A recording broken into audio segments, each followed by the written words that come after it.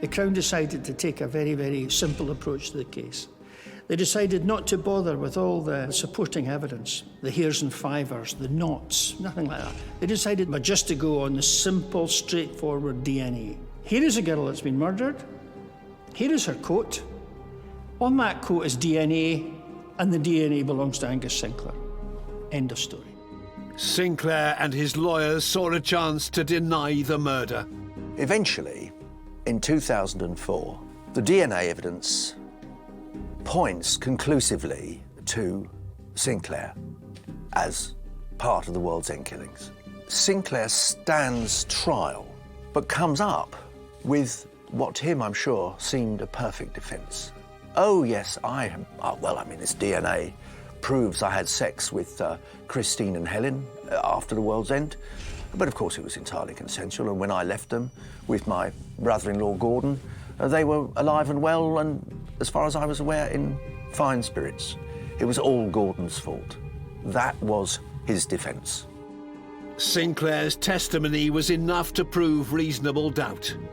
The judge decided that because of the suggestion of consensual sex, then that the whole of the DNA evidence which was being put forward by the Crown was no longer relevant. None of the supporting evidence had been included by the Crown, and therefore the case fell in 2007. Without any other forensic evidence, Judge Lord Clark threw the case out. It was one of the worst days of my life. I mean, I can remember it distinctly yet. It was just this sense of total disbelief. The families of Helen and Christine had been waiting 30 years for justice. Helen Scott's father was there that day. Absolutely shattered. Words can't explain how I feel.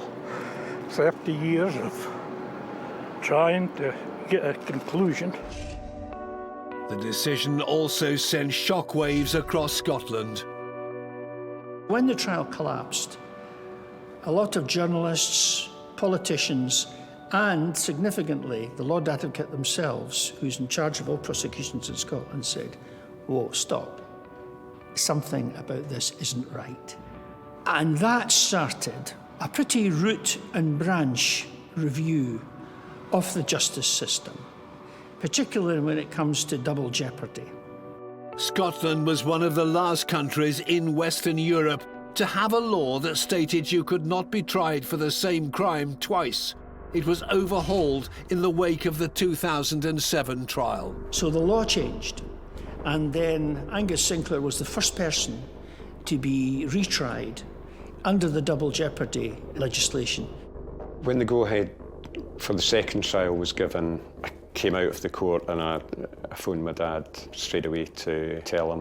It wasn't about celebrating. None of this has ever been about celebrating, but what it did do was just give that opportunity to bring this chapter to an end.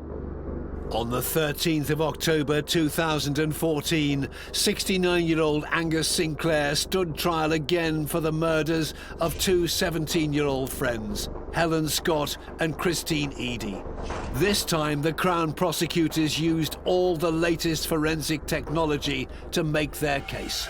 The trial lasted weeks, attended every day, and this time the Crown got it absolutely right.